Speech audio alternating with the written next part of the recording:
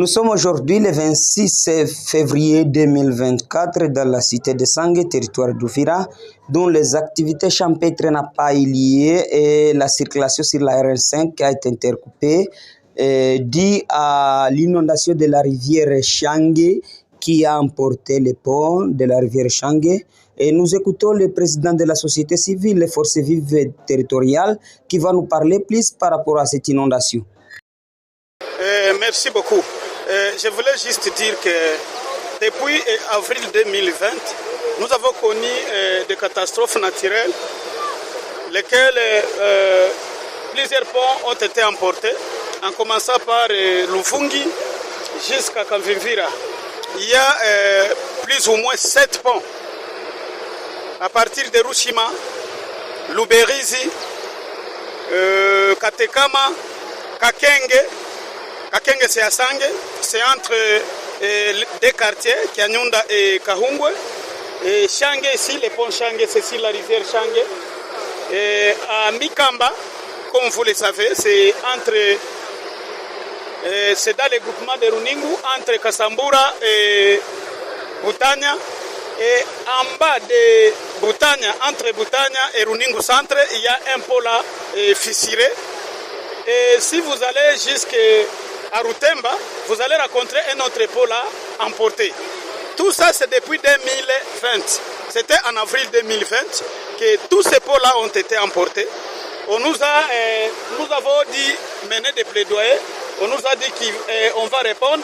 Et maintenant, si le pont Changue, on est venu avec les conteneurs que vous voyez là-bas. Et c'est ainsi que nous avons demandé qu'on puisse rembler de l'autre côté là.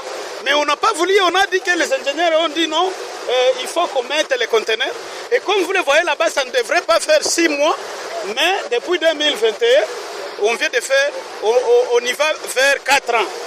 Et c'est ainsi que là où vous voyez, il y a 3 véhicules qui sont dedans, qui sont emportés. Donc la population a perdu 3 véhicules et dans ces ponts-là créés par ces conteneurs. Et maintenant, avec la pluie de ces 25 au 26, a dit tout emporter. Et comme vous le voyez là-bas, tout est parti. Il n'y a plus de liaison entre Ouvira ville et Ouvira territoire.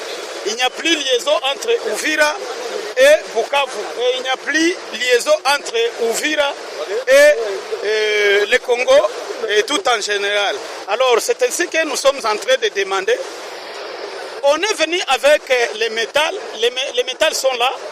On est venu avec ça avant la campagne. On a compris que c'était à la période de la campagne. Et maintenant, les métals là n'ont pas été installés.